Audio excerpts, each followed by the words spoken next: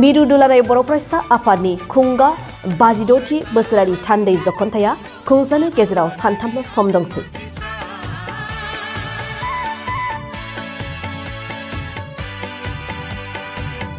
फैगौ 2 फेब्रुवारिनिफ्राय जागायनानै सानथामनि हाबाफारिजों खुंजागोन एबसुनि 52थि बोसोरारि थान्दै जख'न्थाय।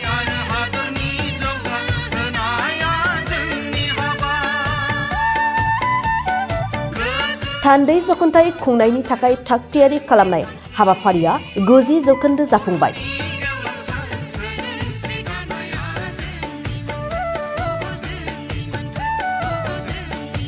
फैगौ 2, 3 आरो 4 फेब्रुवारि खालि गलाघाट जिल्लानि सिङाव थानाय तेलिसाल हालामनि हिरिम्बा नोगोराव दुलाराय बर' फरायसा आफादनि 52थि थान्दै जख'न्थायखौ सानथामनि मेहेरगोनां हाबाफारिजों खुंफुंनाय जागोन।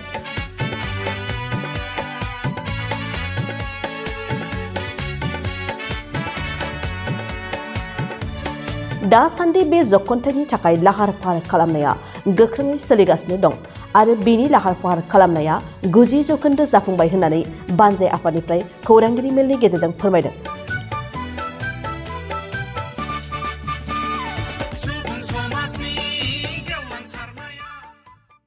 दुलाराय बर' फरायसा आफादनि 52थि थान्दै जख'न्थाय बियो फैगौ फेब्रुवारि दाननि 2, 3, 4 अक्ट'आव बियो जागायजेनसिगोन आरो जोंनि बानजाय आफाद हिसाबै जोङो जिखिनि मावनांगौ बे हाबाफारिखौ जोङो 90 जौखोन्दो बेयाव जों जानायखौ दा नुबाय आरो माने 10 जौखोन्दोसो दा जोंहा एसे दंबावो आद्रा बेयोबो जों आसा खालामदों गाबोन नङाबा समफोरनि गेजेराव बियो आबुं जासिगोन।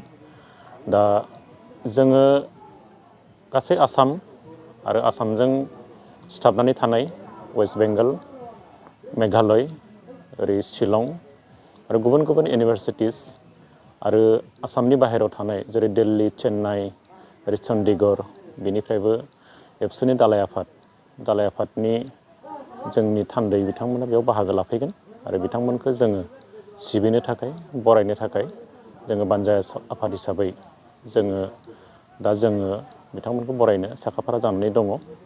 थानायनि थाखाय जोङो जेरैबायदि बेयाव पेन्डेल खालामनांगौमोन बेखौ बानजाय आफाद हिसाबै जोङो दुब्लियाव जिहेतु जोंनिया दाबो रानाखै बे हिसाबै बारा जों एकमडेट खालामनो हानाय नङा।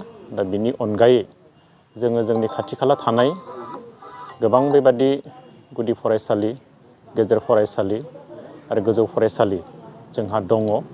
बियो 2 किल'मिटार रेडियासनि गेजेरावनो जाजोबगोन। दा बेनि थाखाय बेयाव जों एकमडेट खालामनो थाखाय बिथांमोननि थाखाय जोङो बेयाव माने उन्दुनो थाखाय आरो बेयाव दुगैनो थाखाय आरो सेनिटेसननि थाखाय जिखिनि नांगौ बेखौ जोङो दा मावफुंजोब्बाय। दा जोङो गासै 3,000 जोङो डेलिगेटफोरखौ थानो हानायनि थाखाय बिथांमोनखौ एकमडेट खालामनो थाखाय जोंनि थाग्राखौ जों रेडि खालामबाय। बेनि अनगायै जोङो मिथिनाय बादिब्ला क'क्राझार, चिरां, उदालगुरि आरो बाक्सा बे जिल्लाफोरनिफ्राय माखासे आनसलिक कमिटिस आरो डिस्ट्रिक्ट कमिटिसफ्रा बिथांमोना बेवहाय फैनानै गावसोरनो बेयाव पेन्डेल बानायनानै बिथांमोना थाफैनायनि खोथा बुंदों। मिरु आफादा जोंनो बेबादि फोरमायहरदों आरो बे हिसाबै बिथांमोननि थाखाय नांगौ रोखोमनि जि माखासे मुवा बेसाद जेरै औवानि जि जुगार जों बेखौ खालामना दोनदों आरो बिथांमोननि थाखाय जिखिनि जोंहा माने इलेक्ट्रिसिटिनि जिखिनि पावारनि जि साप्लाइ नांगौ बेखौ जों बेबस्था खालामनानै दोनदों। दा बेबो जासिगोन जों बेखौ नोजोर नुदों आरो जोंहा 2 तारिखआव बेहाय बेसेबांखिनि जोंनि माने दालाय आफादफोरनि एबा जोंनि बेयाव गाहाय दरखं बेखेवनाय, गाहाय सायनासालि, गाहाय जोंनि जौस्रां बेखेवनाय, बेजों लोगोसे दिन्थिफुंसालि बेखेवनाय, जोंनि डेलिगेट हल, delegate camp, volunteer camp, culture camp, बेनि लोगोसे अपेन मार्केट आरो डाइनिं हल बे बेखेवनायफ्रा जोंना जागोन। बेनि अनगायैबो भलिबल माने जोहोलाव सोमब्ला बसुमतारी जि भलिबल माने बादायलायनाय जायो बेखौबो बेखेवनाय जागोन आरो बेजोंनो लोगोसे जोंनि गायदे हेलेना बेयाव आइजोफोरनि थाखाय जि मोनसे काबादि बादायलायनाय बेनि बेखेवनायाबो बेयाव जागोन। दा 2 तारिखआव जोंनि बे हाबाफारि दङ। गाहाय दरखंखौ जोंनि बेखेवनानै होगोन जोंनि आसामनि केबिनेट मन्थ्रि, जोंनि बिनि लकेल MLA अजन्ता बायद'आ बेखेवनानै होगोन आरो बेजों लोगोसे गाहाय जोंनि जि जौसां आरो गाहाय सायनासालि बेखौ बेखेवनानै होगोन आसाम आयेन आफादनि बुंथिगिरि बिस्वजित दैमारि बिथाङा। बेजों लोगोसे गुबुन गुबुन जोंनि बिटिआरनिफ्राय जलेन दैमारि बिथाङा जोंनि आलासि जिरायसालि बेखौ बेखेवनानै होफैगोन आरो बेजोंनो लोगोसे जोंनि बिटिआरनि इएम दावबैसा बिथाङाबो माने बेखेवनाय हाबाफारियाव बाहागो लाफैगोन। दा बे सानखालि जोङो माने गुबुन गुबुन जोंनि दालाइ आफादनि आरो जोंनि गोनां जिखिनि बेखेवनाय दङ बे बेखेवनायाव जोंनि आलासि बिथांमोना बाहागो लाफैगोन। सानजौफुनिफ्रायनो माने 12 रिंगानिफ्राय गुबुन गुबुन जिल्लानिफ्राय सफैनो हानाय आरो गुबुन गुबुन माने रायजो एबा गुबुन गुबुन जोंनि महानगरनिफ्राय सफैनो हानाय जिखिनि थान्दै बिथांमोना 12 रिंगानिफ्रायनो सफैगोन। बे हिसाबै बिथांमोनखौ बरायनो थाखाय जों साखाफारा जाबाय। आरो मख'नो गोनांदि गेवलां मेलाव आसामनिनो गिबि मन्त्रि डक्टर हिमन्त बिश्व शर्मा बिथाङा बाहागो लाफैगोन आरो बिथांजों लोगोसे आसामनि केबिनेट मन्त्रि अशोक सिंघाल बिथाङा बाहागो लाफैगोन।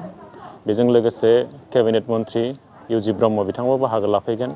बिटिआरनि गाहाय मुस्रि प्रमद बर' बिथाङा बाहागो लाफैगोन। बर' कसारि वेलफेयार अट'नमास काउन्सिलनि गाहाय मिहिनेश्वर बसुमतारी बिथाङाबो बाहागो लाफैगोन। बिनि अनगायैबो जोंनि खाथियावनो थानाय सनवाल कसारि जोंनि जि गाव हायुं खुंथायनि बेहाय गाहाय टंकेश्वर सनवाल बिथाङा बाहागो लाफैगोन आरो थेङाल कसारि अट'नमास काउन्सिलनिबो गाहाय बिथाङा प्रताप कसारि बिथाङाबो बाहागो लाफैगोन। बिनि अनगायैबो राज्य सभानि MP रोनगोरा नार्जारि बिथाङाबो बेयाव बाहागो लाफैगोन आरो बिनि अनगायैबो जोङो नायदों जे बेहाय जोंनि MLA लरेन्स इस्लारिजों लोगोसे जिरन बसुमतारी बिथांजों लोगोसे जलेन दैमारि जयन्त बसुमतारीजों लोगोसे बिटिआरनि बुंथिगिरि कातिराम बर' आरो बिटिआरनि गोबां EM बिथांमोना बेयाव बाहागो लाफैगोन आरो बर' कसारि वेलफेयार अट'नमास काउन्सिलनिबो जोंनि EM बिथांमोना बेयाव बाहागो लाफैगोन। जों आसा थिदों जोंनि नैबे दुलाराय बर' फरायसा आफादनि 52थि जि थान्दै जख'न्थाइ बियो आबुङै मोनसे महर मोनगोन आरो मोजां मोनसे जाफुंसार जागोन जों बेखौ मिजिं थिदों। दुलाराय बर' हारिमु आफादनि 20थि बोसोरारि जथुम्मा बिथांमोना दुलाराय बर' फरायसा आफादजोंनो बिथांमोना बेयाव खुंफादों आरो बिथांमोना जोंनो फोरमायनाय बादिब्ला गासै 300 बिथांमोननि थान्दैया बेयाव बाहागो लाफैगोन आरो बे हिसाबै बिथांमोननि थानायनि बा बिथांमोननि जानायनि एबा बिथांमोननि गुबुन गुबुन इभेन्ट दङ बिथांमोनाबो बादायलायनाय दङ बेफोरखौबो जोङो बेयाव माने मोजाङैनो खुंफुंना होनो थाखाय बानजा आफाद हिसाबै जों साखाफारा जाबाय।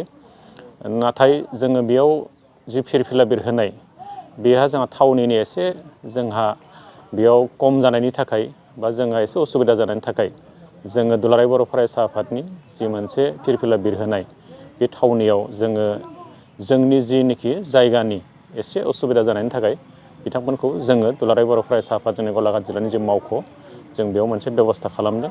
बिथांमोननि फिरफिला बिरहोनायाबो जोङो बेयाव 3 फेब्रुवारि खालिनो बे जागोन। नाथाय माने जि मोनसे जोङो एसे माने आलादा जायगायाव बेयो थारमाने फिरफिला बिरहोनाय बे हाबाफारिया जासिगोन।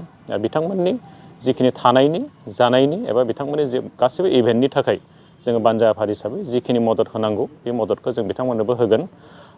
जेबो उसुबिदा जानाय नङा जों दा बानजा आफादनिफ्राय जों बेखौनो जों दा जोंनियाव मोनसे मिजिं जों लाखिदों आरो बोथोरा जुदि माने बिदि उसुबिदा खालामाब्ला जोंनि नैबे 52थि थान्दै जख'न्थाइ आरो दुलाराय हारिमु आफादनि जि खुंगा 20थि बोसोरारि जथुम्मा बियो जोबोद गाहामैनो खुंजागोन आरो जोबोद माने ओंथि गोनाङै बेयाव जाफुंसार जागोन जों बेखौ मिजिंथिदों।